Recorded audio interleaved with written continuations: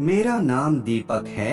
मैं एक गांव में रहता हूँ। मेरी पढ़ाई लिखाई में मन नहीं लगता, इसलिए मैंने पढ़ाई को छोड़ दिया और घर पर ही रहने लगा। मैं अपने सभी भैंस बैलों गायों को रोज सवेरे नदी पर चराने के लिए ले जाता हूँ। यह काम मेरे घर वालों ने मुझसे जबरदस्ती कराया, क्योंकि मेरा पढ़ाई लिखाई में मन नहीं लगता था। इसलिए कुछ दिन तो पशु चराने में मेरा मन नहीं लगा, लेकिन कुछ दिन के बाद मेरा पशु चराने में मन लगने लगा, क्योंकि मेरी सुबह खेत खलियान पहाड़ों नदियों के पास होती, हर जगह हरियाली ही हरियाली। यह सब मुझे बहुत ही पसंद आने लगा। अब मैं प्रतिदिन पशुओं को चराने जंगल ले जाता हूँ। जब गर्मी लगती है तो नदी में नहा लेता हूँ और भूख लगती है तो पेड़ पर चढ़कर मैं मीठे मीठे फल खाता हूँ। शाम होते ही मैं अपने पशुओं के साथ घर के लिए लौट आता हूँ। मैं पशु चराने अकेला नहीं जाता हूँ, मेरे गांव के और भी लड़के मेरे साथ पशु चराने के लिए जाते हैं, जिससे हमारा दिन आराम से मौज मस्ती में व्यतीत होता है।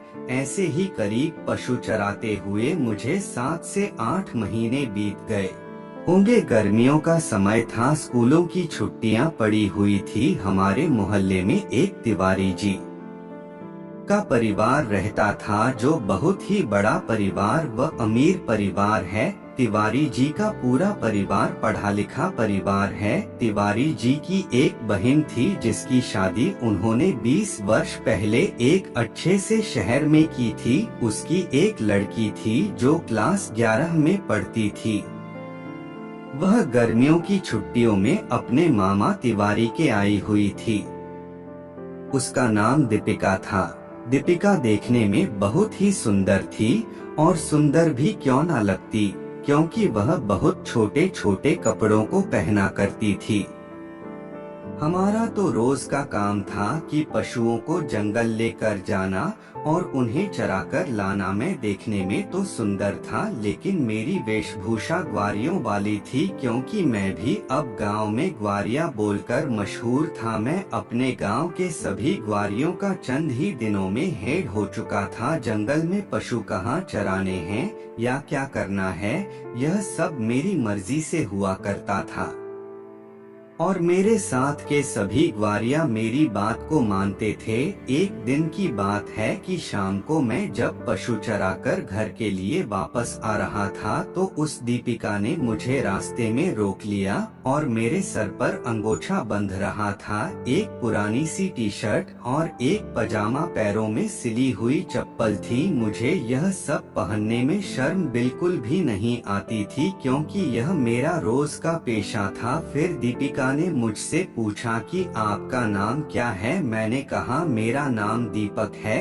वह बोली कि आप इतने सारे पशुओं को लेकर कहाँ जा रहे हो। मैंने उसे बताया कि मैं इन सभी पशुओं को रोज सवेरे जंगल में चराने के लिए ले जाता हूँ और शाम को सूरज के ढलने पर घर को लौट आता हूँ। अभी मैं इस वक्त घर जा रहा हूँ। वह बोली कि कल सुबह आप जब पशुओं को चराने जंगल जाओ तो मुझे भी अपने साथ ले चलना। मैंने उससे हाँ कर दिया और मैं अपने घर की ओर को आने लगा। घर पहुंचकर मैंने खाना खाया और सो गया। सुबह हुई, मैंने पशु खोले और जंगल के लिए चला आया। मैंने दीपिका की बात को ज्यादा दिमाग पर नहीं लिया, और न ही जब मैं सुबह जंगल को आ रहा था तो ना ही उससे जंगल आने के लिए कहा। मैं जंगल आकर पशुओं को नदी के किनारे छोड़कर नदी के पुल पर जा बैठा। मुझे नहीं पता था दीपिका को मुझ में क्या नजर आ गया है।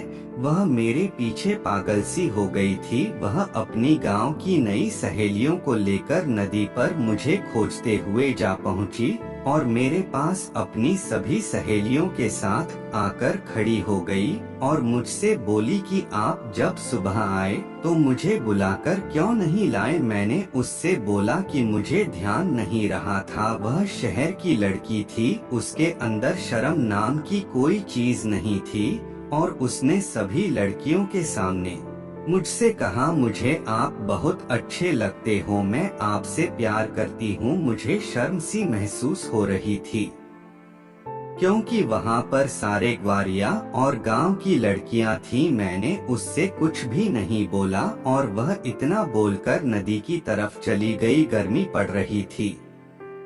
नदी के घाट पर जाकर नदी में घुस गई और उछल उछल कर नहाने लगी। मैं भी अब उसे देखे ही जा रहा था। कुछ देर बाद वह नहाकर घर को चली गई। मैं उसके ख्यालों में पूरी तरह डूब गया था। मुझे हर जगह अब दीपिका ही नजर आ रही थी। शाम का वक्त हो गया था। मैं अपने पशुओं को लेकर घर की ओर चला आया।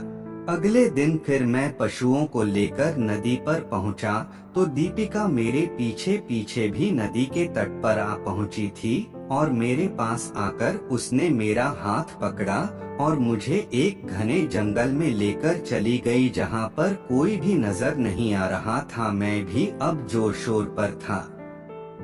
मैंने अपने पशुओं की चिंता नहीं कि मेरे पशु कहाँ जाएंगे। मैं दीपिका के साथ घने जंगल में चला गया जहाँ जाकर हम एक बरगद के पेड़ के नीचे बैठ गए। बिल्कुल सुनसान जंगल था जहाँ पर सिर्फ पक्षियों के ही चहचहाहट की आवाज थी। मेरा हाथ पकड़कर उसने अपने हाथ में दे रखा था। उसे भी अपने किसी भी परिवार वाले का कोई भी डर नहीं था। उसके पास बड़े बड़े अमरूद थे जिसको देखकर मेरा मन का बांध टूट रहा था। मैंने अमरूदों के ऊपर का पत्ता छुटाकर फेंक दिया और अमरूदों को पकड़कर रगड़ने लगा। काफी देर रगड़ने के बाद तोता भी पहचाने लगा था।